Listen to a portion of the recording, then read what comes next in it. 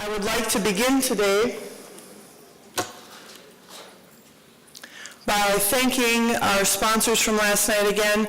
I know that John had to take off a little bit early yesterday, and I wanted to thank Search Associates for their generous sponsorship of the reception last evening that was in overlooking the East River, which was quite beautiful, I think. Thank you, Search. And then I would also like to thank Mike and Bruce from ClearPath and their team. I think they did a great job of helping us coordinate buses at 2 sites and making sure that people got on and off those buses safely and through security.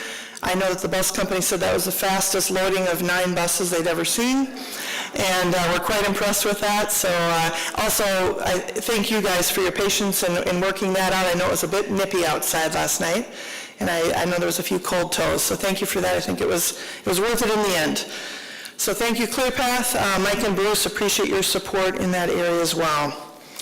The other group that I'd like to thank, and if they're here, please stand, Jennifer Beckwith, Barry DeQueen, Kevin Glass, Madeline, Mercedes Hyde, Jeff Paulson, John Roberts, Kathy Stetson, and Charlotte Seawald. This is your conference committee. Please thank them for all the work they've done on the program.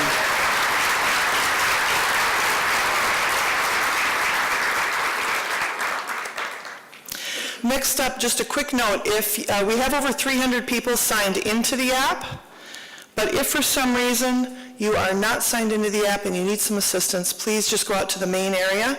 We have some Eunice Whiz kids coming in after the break, and they would be happy to show you how to download your Crowd Compass app, select AAIE, and get on board with that. They'll be there all day. Also, the networking games this year will be happening in the app, so at the gala, we'll be recognizing those people that have been engaging with the most other people at the conference and networking the most. And you can do a couple different, there's a click app game in there that has a prize. We also have World of America, who is here sponsoring those prizes, and they're going to have, I heard, a drone and some other pretty cool prizes that they're giving away for the drawing.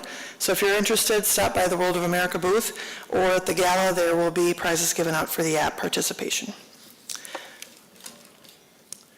So today, we have the pleasure of honoring 4 students and the schools and their leadership teams that have supported them in winning the Margaret Sanders Scholarship.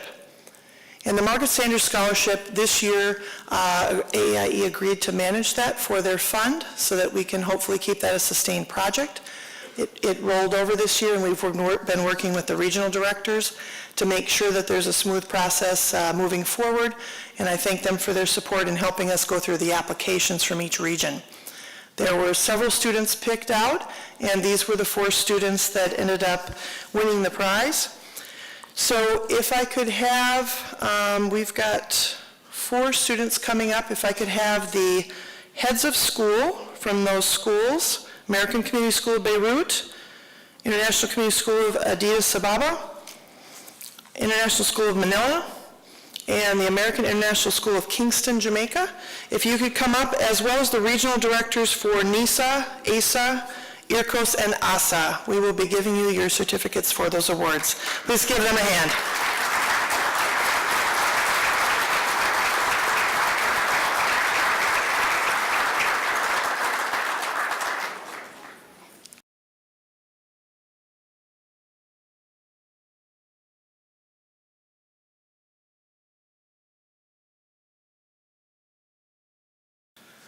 Great, so first we have Haya Yandor from the American Community School of Beirut, Lebanon. Head of school is Gregory McBilpin. High school counselors, Deborah Carreras. Regional association is NISA, with the director being Maddie Hewitt. Thank you for all the work you did to help this student get a scholarship for their first year of college. Next we have Daniel Hodera, who's from the International Community School of Addis Ababa from Ethiopia. Head of school is Tim Stewart. High school counselor was Jim Barakman. Regional association is ASA, and the ASA director is Peter Bateman. Next we have Janelle Perez, International School of Manila from the Philippines. Head of school is David Toes. High school counselor is Isa Dowd, and regional association is IRCOS. with Dick Kreitzer being the director of that. Saw you going off, Dick. Last but not least, we have Ethan Thwaites, American International School of Kingston, Head of School Shirley Davis, High School Counselor Stephanie Barrett, Regional Association is ASA, and the ASA Director is Paul Poor. Thank you all.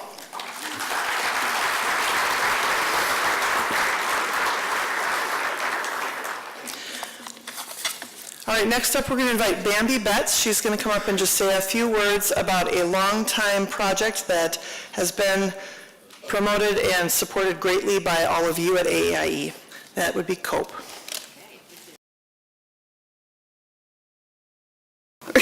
Okay. So 8 years ago, in this very space, not New York, but AAIE, 8 years ago, a small band of us international educators made a commitment, and I don't know what happened to slide number 1, but never mind. About 3 months later, after the earthquake took place in Haiti, you remember, in 2010, within 3 months, a small band of educators who initially met here at AAIE, we opened a school. And the commitment, the promise was 85 kids who would have had no hope of any other educational opportunity, that we would take them right straight through secondary school. So we're now in year 8. You have been providing, the international schools community has been providing 85 kids, a full educational program, all their medical care, their meals. In fact, we keep the school open all year because if we don't, the kids don't eat. And now 20 of those children are actually, we're able to have them on site. You can see in the upper right, or the upper left corner, whatever that is, left corner, where the living conditions that many of them are still living in. So you remember that most all of them were living in tent cities at that time. And you know what? 8 years later, us in the international schools world here, we're one of like 3 left of all the 800 NGOs that came together to help. And we're still there, thanks to all of you and your contributions. So really today, because the connection is so close to AAIE, and this is where it was born, and we made this promise to the kids, we're now at the point where the kids need us to continue to keep that promise, right? And their plea to you is just help us finish secondary school. We have a table in the exhibit area. 100% of the donations and contributions that we get go straight to the kids. All admin costs, everything, all of it is donated, all right? So you don't have to worry that there's any funny stuff going on there. The kids, are now learning in French. We started them in Creole, which is the language that they knew, and now they're all able to study through French, and we'll be doing, hopefully, if we can get the UN representatives to get us the bandwidth, we're going to be doing a lot of that online, because we can't really afford to have, some traditional teachers. So really today, and I thank you, Yolanda, for letting us have the opportunity. This is us together. It's something that we created together. It's a promise that we made 8 years ago. So come by, visit us. Obviously, you can also go online and do that. And I just want to say, and could you just turn to the person next to you and say thank you for making that contribution, because you're doing this together. So thank you very much.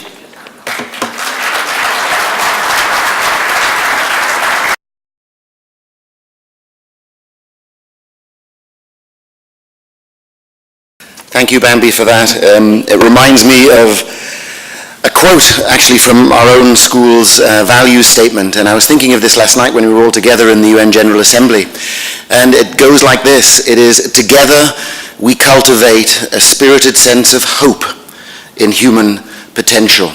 And seeing those kids up there at that school in Haiti, Bambi, together we're cultivating a spirited sense of hope in their potential. So thank you for what you're doing there. It's a tremendous honor for me now to introduce Dr. Keith Miller, but before Keith actually gets up here, we've got a slight change of program, Dr. Miller. He's unaware of this. Keith, as many of you know, has been a long-standing champion of AAIE, of international education, and I think there are 197 schools supported by the Office of Overseas Schools of the United States State Department. Keith began his career in, I think it was 1964, in the American School of Guatemala. Had a great international career before joining the Office of Overseas Schools. Keith, I think it was in 1985 when you started with the Office of Overseas Schools. To share a little more with you about this extraordinary human being who's been a friend to so many of us for so many years, I'm going to invite the new and incoming Director of the Office of Overseas Schools, Tom Shearer. Tom.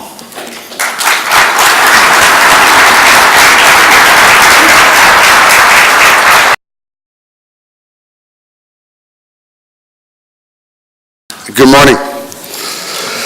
Okay, so can you imagine all that pressure I feel to follow Ernie and then follow Keith? Oh my goodness. Luckily I have all of you. But I have a special guest. We've been working on this, Kevin, Yolanda, and I, and B, and people in our office have been working on this for quite some time because it's not easy to surprise Keith. In fact, he does not like surprises. So I may not have a job after this is over, especially after I introduce this next guest. Over my time with Keith, since 1994, I think we decided, I've heard him talk about three people that truly impacted his life and that he looks up to and models himself after. One is Dr. Ernie Menino. The second one is Colin Powell. And the third gentleman is the former Undersecretary of the United States, Patrick Kennedy. It's my pleasure this morning to surprise Keith with our former Undersecretary, Mr. Pat Kennedy. Let me give you a preview of Pat's accomplishments. Pat, as he is affectionately known, I've never called him that, I've always called him Mr. Undersecretary, is known throughout the State Department as a true friend to international education and to the Department of Office of Overseas Schools. Before he comes to speak with us, let me go through his pedagogy here. He's a graduate from Georgetown University of Foreign Service. Pat entered the Foreign Service in 1973 and gained extensive experience in the variety of administrative management positions, both overseas in embassies and at the department's headquarters in Washington. He was the executive director and deputy executive director of the department, the secretary of the department from 1985 to 1990, where he came to the attentions of Secretaries of State George Shultz and James Baker. Because of his outstanding performance in all of his assignments, he was appointed Administrative Counselor of the U.S. Embassy in Cairo, serving in this very demanding position in 1991 to 1993. Pat became intimately familiar with the educational needs of our U.S. government families at this post and our consulate in Alexandria, and with the programs of the Cairo American College and Schultz American School, which are two of our department-assisted schools. His excellent record in Cairo led to his appointment as Assistant Secretary of State for Administration in 1991. Pat took a keen interest in the educational assistance that the Office of Overseas Schools provides to the nearly 200 department-assisted schools around the world that serve our U.S. government kids. After completing his highly successful tour as the Assistant Secretary, Pat's ascent to the highest management levels of the department really took off. He has served as the Acting Undersecretary of Management, the Acting Assistant Secretary for Diplomatic Security, Coordinator for Reorganization of Foreign Affairs Agencies, the Ambassador to the United Nations for Management and Reform, Chief of Staff Coalition Provisional Authority in Iraq, Chief of Staff Transitional Unit in Iraq, Director for Management, Office of the Director for National Intelligence, Director of the Office of Management Policy, Right Sizing, Innovation, and finally, as the Undersecretary for Management from 2007 through 2017. This gentleman has a distinguished career. That's why I call him Mr. Undersecretary. The Undersecretary for Management is the highest management position and the fourth ranking position in the Department of State. In addition, Pat served Secretaries of State from both political parties, Condoleezza Rice, Hillary Clinton, John Kerry, which is a true testament to his professional and personal effectiveness. However, Pat was always approachable and available to all. For those in the cleaning force, to the top officials in the executive office on the 8th floor. Ladies and gentlemen, and to you, Keith, it's a true honor, a distinct honor of mine to introduce to you the former Undersecretary of State, the Honorable Mr. Patrick Kennedy.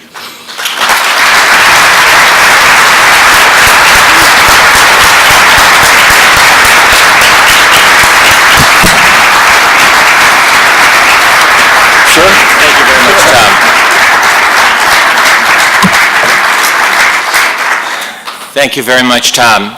It is truly a distinct pleasure to participate in the annual conference of the Association for the Advancement of International Education to honor my colleague and yours, Keith Miller, upon his retirement from the Department of State, and for his many years of service to international education.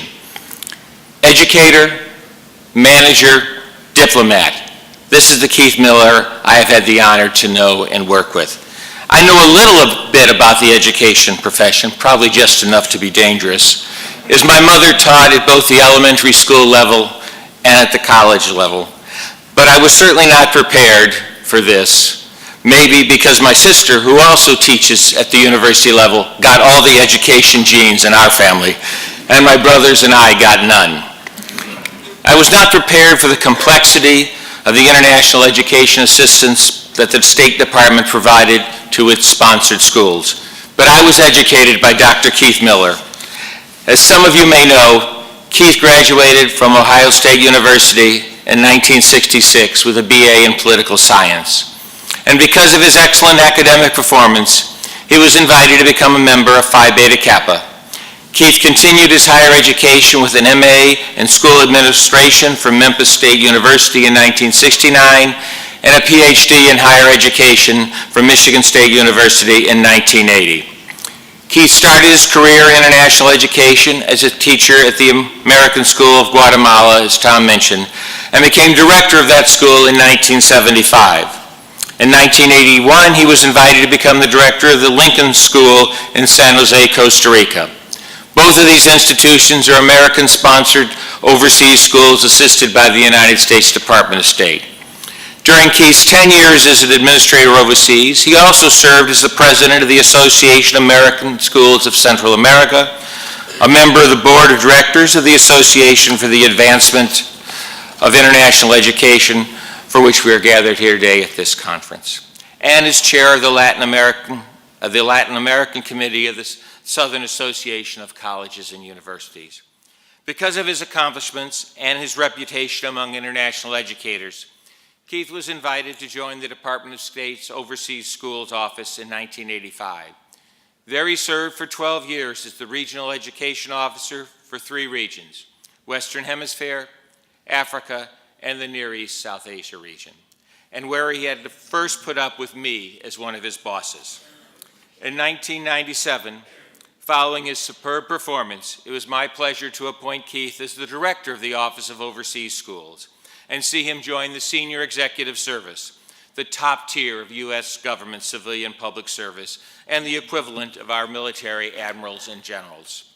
Among the many accomplishments of the Office of Overseas Schools under his leadership were a special needs program to provide appropriate educational opportunities for American children abroad with special learning needs, a child protection initiative to help international schools strengthen their policies and practices on vetting applicants for employment and supervising them once they're on the job. The World Virtual School Program, which permits international schools to continue instruction during school closures caused by natural or man-made disasters by posting academic programs on the internet. Project Aereo, American Education Reaches Out, which provides U.S. standards-based curriculum and benchmarks in math, science, English, social studies, art, music, and foreign language to American international schools around the world. A particular note among these many jewels, Keith served as the Executive Secretary of the Overseas Schools Advisory Council, better known as OSAC. OSAC is a major public-private initiative that provides advice and counsel to the Department of State on U.S. corporate educational needs around the world and has raised over $4 million for 129 educational improvement projects that reach thousands of children in American international schools. These are significant accomplishments, but the international context in which they occur renders them even more outstanding. Every United States government agency has personnel and their families serving abroad at American embassies, missions, and consulates. These personnel are the first line of defense in America's national security infrastructure, and no American is ever going to let his or her children suffer an educational deficit while serving overseas. This is why Keith has been so important. He has literally enabled United States government employees to serve our country abroad. And the same is true of American businesses, who also assign personnel overseas. These personnel seek the same quality education that their children would get in the United States, and their work contributes to our economic well-being and thus our national security as well. These schools that Keith supported also make friends for America as they educate children of other foreign diplomats, host nation children, and the children of other international organization personnel. This is education at its finest, and making lifelong friends for our nation as well. But Keith's accomplishments were not only in education. He also displayed superb management and coordination skills over the years.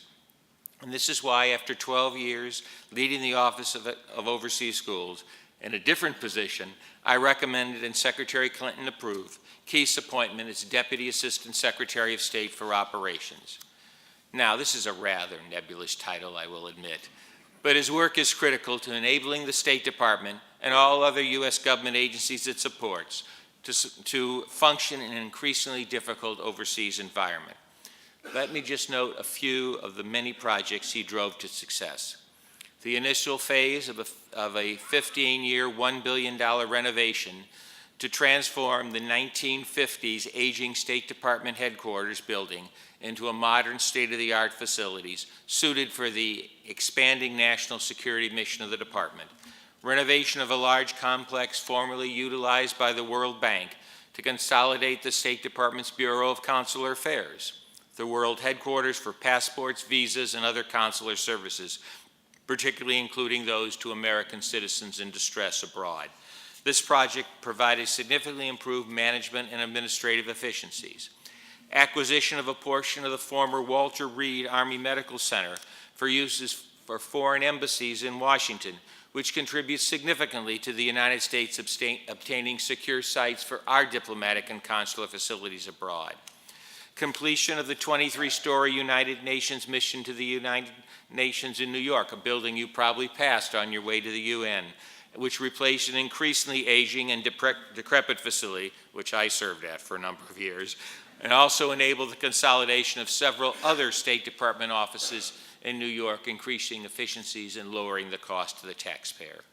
Negotiations with senior United States Navy officials for the acquisition of their former complex just across the street from the State Department headquarters in Washington provided much needed and conveniently located facilities, and providing critical and logistic and administrative support for innumerable presidential and Secretary of State special meetings at State Department headquarters in New York, requiring close cooperation with multiple State Department bureaus and senior officials across the entire United States government, as well as private sector firms.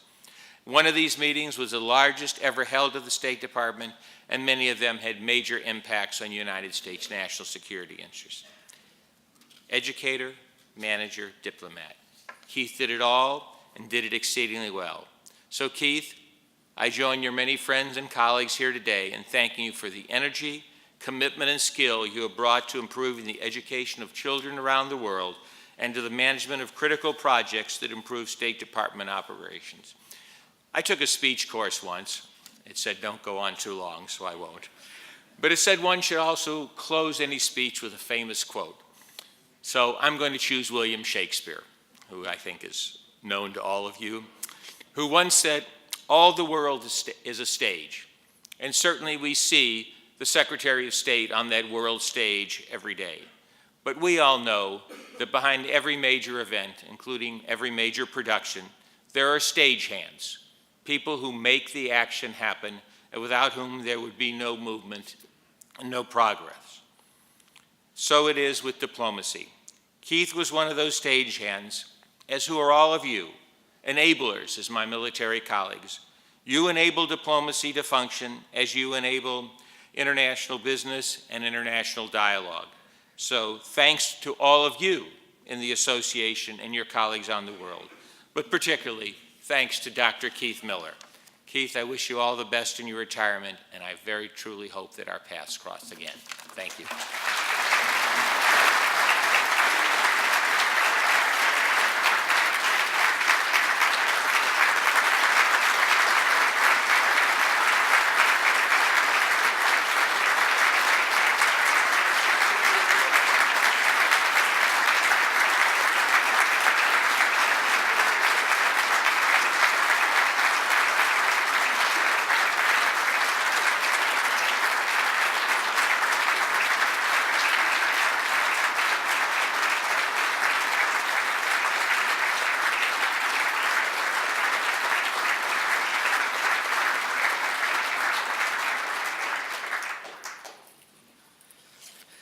So Dr. Miller, Keith, we actually have something for you. Rodia, are you ready?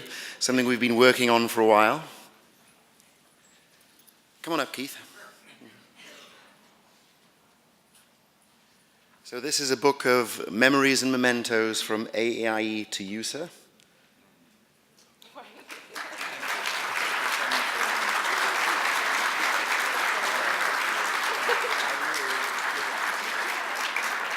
And in the best tradition of all of our schools, we have a certificate. This is the first ever 2019 AAIE Lifetime Champion of International Education Award certificate to Dr. Keith Miller.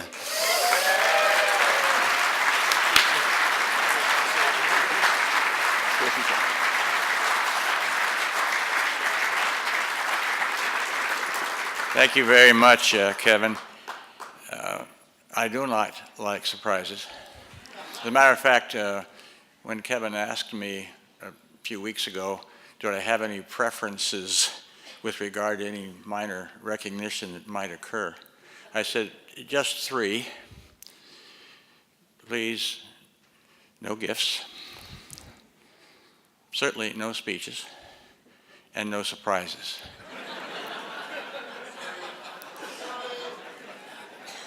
This gives you some idea, and me some idea, of what happens to your influence when you retire.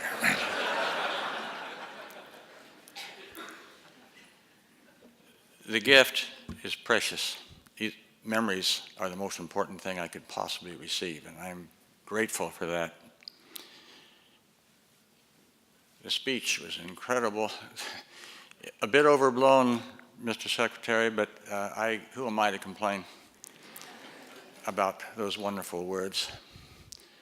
And of course, as for surprises, that the Undersecretary of State for Management would come to New York to make this presentation and this honor was the greatest surprise I've ever had in my life. And it's the greatest honor I've ever had in my life.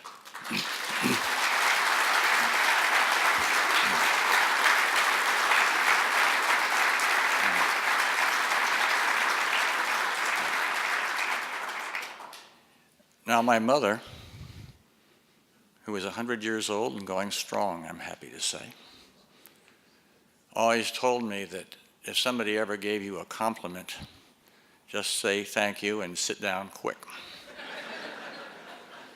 So to my dear friends and colleagues and kindred spirits, thank you.